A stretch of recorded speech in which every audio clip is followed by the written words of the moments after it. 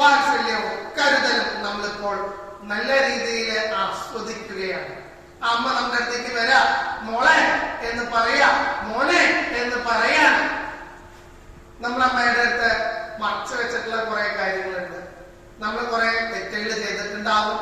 പക്ഷെ നമ്മൾ അതൊന്നും പറയാതെ നമ്മള് അമ്മയുടെ അടുത്ത് പല കാര്യങ്ങളും ഒളിച്ചു വെച്ചിട്ടുണ്ടാവും. നമ്മുടെ ജീവിതത്തില് നമ്മൾ കുറെ കാര്യങ്ങള് അവരുടെ അടുത്ത് മാറ്റി വെച്ചിട്ടുണ്ടാവും. അത് അവർ കണ്ടുപിടിക്കാൻ പാടില്ല എന്ന് വെച്ച് നമ്മൾ അവരോട് ദേഷ്യപ്പെട്ടിട്ടുണ്ടാവും. അമ്മ എന്തെങ്കിലും പറയണേന്ന് പറഞ്ഞിട്ടുണ്ടാവും. എന്നാലും എല്ലാം കൊണ്ടുകൊണ്ട് സർവം സഹയായിട്ട് ആ അമ്മ നിങ്ങളെ കെട്ടിപ്പിടിച്ചിട്ട് എന്റെ മോളാ നീയ്, എന്റെ മോനാ നീയ് എന്ന് പറയുന്ന ആ ഒരു അവസ്ഥ നമ്മൾ ആലോചിക്കുകയാണ്. എല്ലാം സർവം സഹയായിട്ടുള്ള ആ അമ്മ. നമ്മൾ ആ അമ്മയോട് നമ്മള് സോറി പറയാണ്. അമ്മേ, ഞാൻ അമ്മയുടെ അടുത്ത് എന്തെങ്കിലും മോശമായിട്ട് സംസാരിച്ചിട്ടുണ്ടാ? സോറി, ഞാൻ ഇനി അത് ആവർത്തിക്കില്ല. എന്റെ ജീവിതത്തിൽ അത് പറ്റിപ്പോയി. I am sorry. നമ്മളുടെ ഏറ്റവും നല്ല സുഹൃത്തുക്കള് നമ്മുടെ കൂടെ ഇവിടെ ക്യാമ്പിലേക്ക് വന്നിട്ടുണ്ടാവാം. നമ്മളെ കൂടെ നമ്മുടെ സ്കൂളിൽ പഠിച്ചവരായിരിക്കാം. നമ്മളെ ബെസ്റ്റ് ഫ്രണ്ട് എന്ന് പറയുന്ന നമ്മുടെ ആ കൂട്ടുകാരനെയോ കൂട്ടുകാരിയെയോ നമ്മൾ ഓർക്കാണ്. ആ ഫ്രണ്ടുമായിട്ടുള്ള നമ്മളുടെ ആ ചങ്ങാതി എന്നൊക്കെ നമ്മൾ പറയുന്ന ഫ്രണ്ട്ഷിപ്പ് നമ്മുടെ ജീവിതത്തിലെ പല കാര്യങ്ങളും നടന്നിട്ടുണ്ട് ഇല്ലേ? ആ ഫ്രണ്ട്സ് ദേ ആർ ടുഗദർ അല്ലെ? ഫ്രണ്ട്സിന്റെ കൂടെ നമ്മൾ ഒരുമിച്ചുണ്ടായിരുന്നു. ആ ഫ്രണ്ട്ഷിപ്പ് നമ്മുടെ ജീവിതത്തില് പല മാറ്റങ്ങൾ വരുത്തിയിട്ടുണ്ട്. നമ്മൾ ചിലപ്പോൾ നമ്മുടെ ഫ്രണ്ട്സിനെ പറയും പാർട്ട്നേഴ്സ് ഇൻ ക്രൈം എന്ന്. ആ ഫ്രണ്ട്സ്, നമ്മുടെ ഫ്രണ്ട്സ്, അവരുടെ കൂടെയുള്ള ആനന്ദപൂർണമായിട്ടുള്ള നിമിഷങ്ങള് നമ്മളിപ്പോൾ ആലോചിക്കാം. ചിലപ്പോൾ ടൂർ പോയിട്ടായിരിക്കാം, ചിലപ്പോൾ സ്കൂളിലുള്ള ചില ടീച്ചർമാരില്ലാത്ത സമയങ്ങളായിരിക്കാം. നമ്മുടെ ജീവിതത്തില് നമ്മളെ മോസ്റ്റ് മെമ്മറബിൾ ആയിട്ട് ആ ഫ്രണ്ട്സിന്റെ കൂടെ ഉണ്ടായിരുന്നിട്ടുള്ള ആ നിമിഷങ്ങള് നമ്മളിപ്പോൾ അയവറക്കുകയാണ്.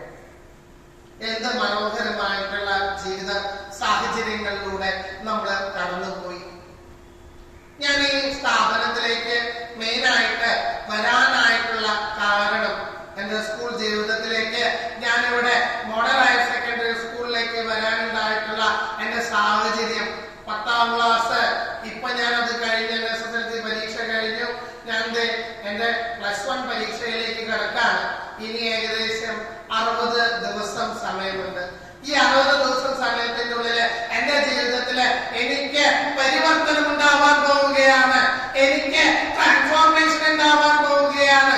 ഞാൻ നല്ല രീതിയിൽ പഠിക്കണം.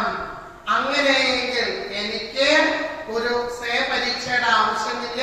എനിക്ക് ഡബിൾ പ്രൊമോഷൻ കിട്ടാനുള്ള സാഹചര്യങ്ങളുണ്ട്.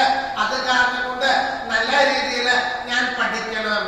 ഞാൻ പഠിക്കുന്ന വിഷയങ്ങൾ ഏതുമായിക്കൊള്ളട്ടെ, സയൻസ് ആയിക്കൊള്ളട്ടെ, കൊമേഴ്സ് ആയിക്കൊള്ളട്ടെ, ഏത് സബ്ജക്റ്റ് ആയാലും ഞാൻ പഠിക്കുന്ന വിഷയത്തില് ഞാൻ നിർബന്ധമായിട്ടും പരിപൂർണമായിട്ട് എന്റെ മൈൻഡ്, ബോഡി ആൻഡ് സോൾ എല്ലാം ഞാൻ കൽപ്പിച്ച് എന്റെ പഠനം ഞാൻ 100% എന്റെ ഡെഡിക്കേഷൻ 100% ഞാൻ എന്റെ കഴിവുകൾ ഉപയോഗിക്കുന്ന 100% ഞാൻ പഠിക്കാനായിട്ട് ഇന്ന് തയ്യാറെടുക്കാൻ പോവുകയാണ്. എന്റെ ബോർഡ് എക്സാമിന് 60 ദിവസമേ ഉള്ളൂ. ഈ 60 ദിവസം എന്റെ ജീവിതത്തില് ഞാനൊരു ട്രാൻസ്ഫോർമേഷൻ കൊണ്ടുവരാൻ പോവുകയാണ്. ഞാൻ നല്ല രീതിയിൽ പഠിച്ച് എന്റെ ജീവിതത്തില് ഞാൻ മുന്നേറാൻ പോവുകയാണ്.